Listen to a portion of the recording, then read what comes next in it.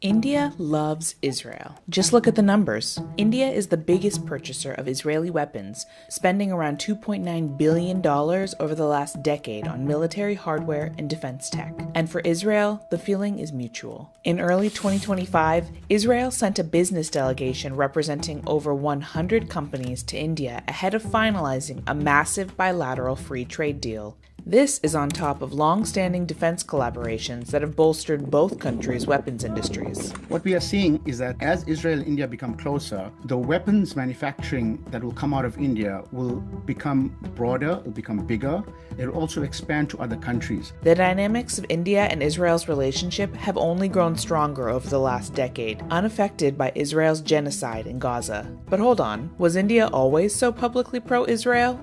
Not exactly. In fact, India was the first non-Arab state to recognize the Palestine Liberation Organization as the sole legitimate representative of the Palestinian people in 1974. And in the 80s, it became one of the first countries to recognize the state of Palestine. When it comes to Israel, India didn't formally establish relations until the 1990s. So, how did we get here? And going forward, what does the future of this deadly relationship hold?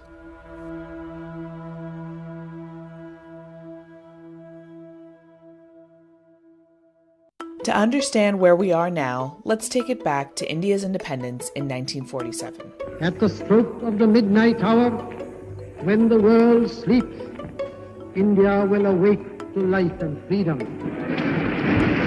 Following almost 200 years of British rule, a newly independent India sought to reject colonialism at every turn. And on the international stage, that meant Palestine.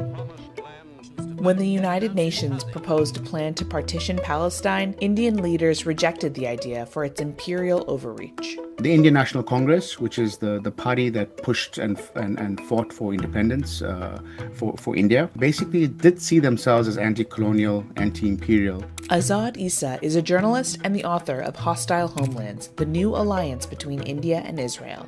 Around the time of Israel's founding, more than 750,000 Palestinians were forcibly displaced in what was called the Nakba, Arabic for catastrophe. Publicly, India expressed solidarity with Palestinians driven from their land. But behind the scenes, a different story was unfolding. This kind of showcases the difference between a public posture and a private sort of understanding or movement towards Israel that actually starts in the 50s. It actually takes on a material basis in 1962 when India buys arms from Israel, despite not having, diplomatic ties.